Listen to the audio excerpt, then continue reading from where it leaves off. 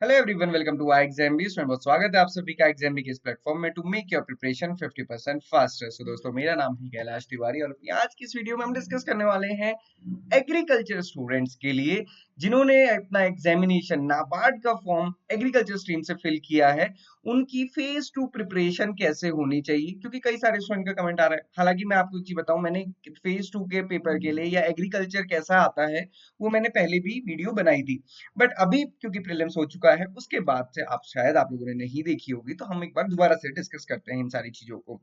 मैं आपको एक चीज बताऊं, 2021 में एग्रीकल्चर स्ट्रीम में वैकेंसीज आई थी। उसके बाद से 2022 में और 2022 में कोई वैकेंसी नहीं थी। तो पिछले जो पेपर आपको मिलेगा वो 2021 का होगा, वो और हमारी वेबसाइट पे मिल जाएगा। पीडीएफ में आपको डिस्क्रिप्शन बॉक्स में दे दूंगा, तो आप इसको डाउनलोड कर सकते हो। उसमें पूरे पूरे क्वेश्चंस रहेंगे with solutions and with options and with answers, क्योंकि आंसर्स में क्या है, डिस्क्रिप्टिव आंसर्स मेन है।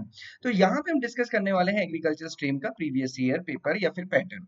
सो इससे पहले कि अगर आपका कोई भी डाउट क्वेरी क्वेश्चन है, हमारा 12 सितंबर को एक वर्कशॉप है जिसको आप ज्वाइन कर सकते हैं। वहां पे हम ये सारी चीजें डिस्कस करेंगे। खासकर मुझे लगता है जो सबसे बड़ी चीज होती है वो यहाँ पे डिस्क्रिप्टिव एग्जामिनेशन पैटर्न ही होता है। ओके, देखिए, एग्जामिनेशन पैटर्न आई होप कि आप सभी को पता होगा।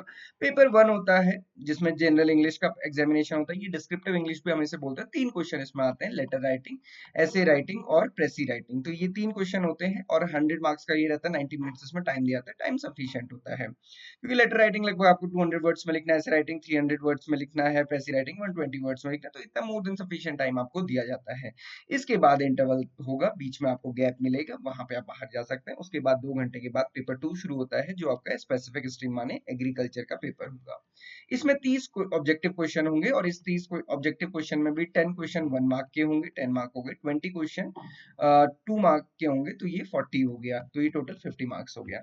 देन इसके बाद 6 क्वेश्चन होंगे जो कि डिस्क्रिप्टिव होंगे। इसमें 15 मार्क्स के 3 क्वेश्चन होंगे, बट आपको कोई भी 2 अटेम्प्ट करने हैं, तो ये कितना हो गया, 30 मार्क्स हो गया। और देन सिमिलरली 10 मार्क्स के 3 क्वेश्चन होंगे जिसमें से 2 अटेम्प्ट करने हैं, तो ये 20 मार्क्स हो गया। तो टोटल 50 मार्क्स का ये, 50 मार्क्स का ये, 50 मार्क्स का डिस्क्रिप्टिव, 50 मार्क्स का ऑब्जेक्टिव। ये एग्जामिनेशन पैटर्न है। अब आपको अपनी कमर कस के रखनी है दोस्तों सभी के लिए, क्योंकि खासकर मैं हमेशा कहता हूँ कि अगर आपकी इंग्लिश थोड़ी सी कमजोर है तो आपको थोड़ा सा ध्यान देना है कि आपकी डिस्क्रिप्टिव में ठीक रहे। ऐसा नहीं है कि अगर बहुत भी बिल्कुल इंग्लिश वीक है तो ये बिल्कुल ही नहीं हो सकता, ऐसा बिल्कुल नहीं है। आपको ये ध्यान रखना है कि आपको चीजें कैसे लिखनी है कि उसमें मिस्टेक कम से कम हो, सेंटेंसेस छोटे बनाने वगैरह, वो सारी चीजें हम आपको आगे बताएंगे। ये एग्जामिनेशन या फिर हम कह सकते हैं नाबार्ड का जो एग्रीकल्चर का सिलेबस है वो दिया हुआ है। अब ये सिलेबस बिल्कुल सेम टू सेम है जो यूपीएससी एग्रीकल्चर ऑप्शन में दिया जाता है और मैक्सिमम आप स्टेट गवर्नमेंट एग्रीकल्चर एग्जामिनेशन देंगे तो वहां पे भी सेम यही सिलेबस दिया जाता है। तो दोस्तों, ये मान लो कि ये एग्रीकल्चर का यूनिवर्सल सिलेबस है जो किसी भी एग्जामिनेशन के लिए दिया जाता है। अब इसको अगर मोटा मोटी आप ऐसे समझे, क्योंकि इंडिविजुअल टॉपिक को देखेंगे फिर तो आपको लगेगा पता नहीं कितनी सारी चीजें इसमें दी हैं। सिंपल और सिंपल समझेंगे तो ये जो बीएससी एग्रीकल्चर का जो 4 ईयर का प्रोग्राम है उसमें हम जितना पढ़ते हैं सब इसमें दिया हुआ है। जेनेटिक्स, प्लांट ब्रीडिंग से लेके सीड टेक्नोलॉजी से लेके plant physiology, plant pathology, entomology, farm management, agriculture economics, extension, crop production, soil science, सब कुछ इसमें दिया हुआ है। ओके, एंड देन उसके बाद करंट वाला पार्ट भी है, तो वो भी आपको कवर करना है। सब कुछ पढ़ना है, तो मतलब जैसे ईएफओ की प्रिपरेशन चल रही है वैसे इसकी प्रिपरेशन भी करनी है। बट ध्यान क्या रखना है, यहाँ पे डिस्क्रिप्टिव एग्जामिनेशन होगा। सो डिस्क्रिप्टिव को ध्यान में रखना है। अब पिछले टाइम पे जो डिस्क्रिप्टिव क्वेश्चन पूछे गए थे वो कितने डिफिकल्ट पूछे गए थे, वो बिल्कुल डिफिकल्ट नहीं पूछे गए थे। बट इसका कोई कोरिलेशन ये नहीं है कि इस बार भी डिफिकल्ट नहीं पूछे जाएंगे। इस बार डिफिकल्ट हो सकते हैं। हालांकि प्रिपरेशन आपको हमेशा डिफिकल्टली ही करनी चाहिए ताकि एग्जामिनेशन आपको इजी लगे। लास्ट टाइम जब क्वेश्चन पूछे गए थे तो क्वेश्चन थे, what is the need of crop insurance, mention the salient feature of PMFBY and what are the challenges of PMFBY। तो salient features पूछे गए थे PMFBY के, challenges क्या है PMFBY के पूछे गए थे, है ना। क्रॉप इंश्योरेंस की क्या जरूरत होती है। Then what are the main challenges for the poor productivity of crops in agriculture, agriculture में पुअर प्रोडक्टिविटी के क्या challenges हैं। हमने सबसे बड़ा चैलेंज आप सभी को पता है ड्राईलैंड एग्रीकल्चर है, ये तो सबसे बड़ा है। देन उसके बाद ये क्वेश्चन पूछा गया था कि 4 ऑप्शन है उनको डिस्क्राइब करना था, जिसमें राइजोबियम फर्टिलाइजर दिया, बायो फर्टिलाइजर दिया था, organic farming versus conventional farming, role of FPOs, animal husbandry and its importance in agriculture. तो इन तीनों में से कोई भी 2 क्वेश्चन आपको करने थे। अब आप इन जनरल देखेंगे तो ये क्वेश्चन बिल्कुल भी डिफिकल्ट नहीं है, बट जब ऐसे जनरल क्वेश्चन होते हैं तो आपकी वहां पे जो राइटिंग स्किल्स हैं वो देखी जाती है कि आपने कितना सुंदर अपना आंसर लिखा है। सिमिलरली 10 मार्क्स के क्वेश्चन देखेंगे तो क्वेश्चन था what is the role of KVK in agriculture, describe mandate program in initiative, है ना। ऐसे ही ये टॉपिक दिया हुआ है सिलेबस में, ऐसे ही इन्होंने पूछ लिया। Advantages and disadvantages of GM crop, genetically modified crops, describe harvesting and post processing of jute, ये स्पेसिफिक क्वेश्चन इन्होंने पूछा था। तो ये 3 क्वेश्चन थे जिसमें से कि 2 आपको करने थे।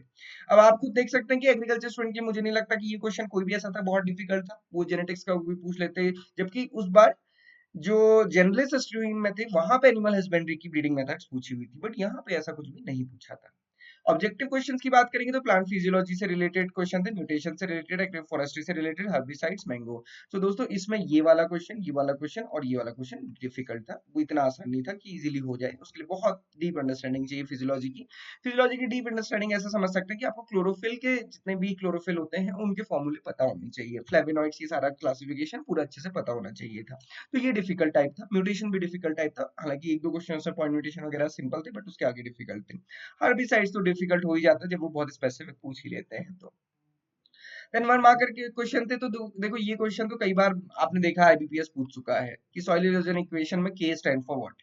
C4 प्लांट कौन सा है, ये क्वेश्चन पूछा गया था। एग्रो फॉरेस्ट्री की डेफिनेशन थी, आईपीएम एग्रोनॉमिक प्रैक्टिसेस थे, एसएचजी का फंडिंग पर्पस, ये सिमिलर ईयर में ईएफओ में भी पूछा गया था।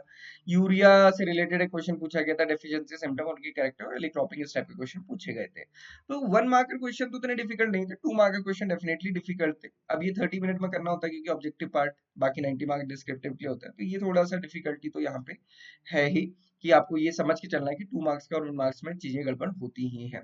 सो हमेशा कहाँ से स्टार्ट करना है, प्रीवियस ईयर पेपर से। नाबार्ड एग्रीकल्चर का प्रीवियस ईयर पेपर आपको मिल जाएगा, आप उसको एग्जाम फॉर्मेट में ही दें। आप जब एग्जाम भी में एग्जाम देंगे तो आपको यहाँ पे पूरा वो मिलता है जिसमें आप अपना आंसर लिख सकते हैं, और फिर जब आप सबमिट करते हैं तो बगल में यहाँ पे जो एक मॉडल या इलस्ट्रेटिव आंसर होता है वो यहाँ पे हम आपको प्रोवाइड करते हैं। सो ऐसे आपको टारगेट करना है, बहुत अच्छे से प्रिपेयर कीजिए। हम लोग क्लासेस भी इसमें स्टार्ट करेंगे जिसमें कि डिस्क्रिप्टिव इंग्लिश की क्लासेस होंगी, और उसके साथ साथ एग्रीकल्चर के लिए डिस्क्रिप्टिव सेशंस होंगे, जो डिस्क्रिप्टिव क्वेश्चंस कैसे आंसर करने हैं उसके वो हम डिस्कस करेंगे। बाकी तो कंटेंट सारी कोर्स में आपको हर एक टॉपिक के लिए अवेलेबल रहता ही है। So this is all for today. यहाँ पे जो सबसे इंपॉर्टेंट है वो यही है कि जितने मॉक टेस्ट आप प्रैक्टिस करेंगे, क्योंकि राइटिंग स्किल्स यहाँ पे है, तो उसको ध्यान देना है, बहुत अच्छे से प्रिपेयर कीजिए। किसी भी डाउट क्वेरी क्वेश्चन के आप हमें कभी भी कनेक्ट कर सकते हैं। Thank you for watching this video and have a great day ahead.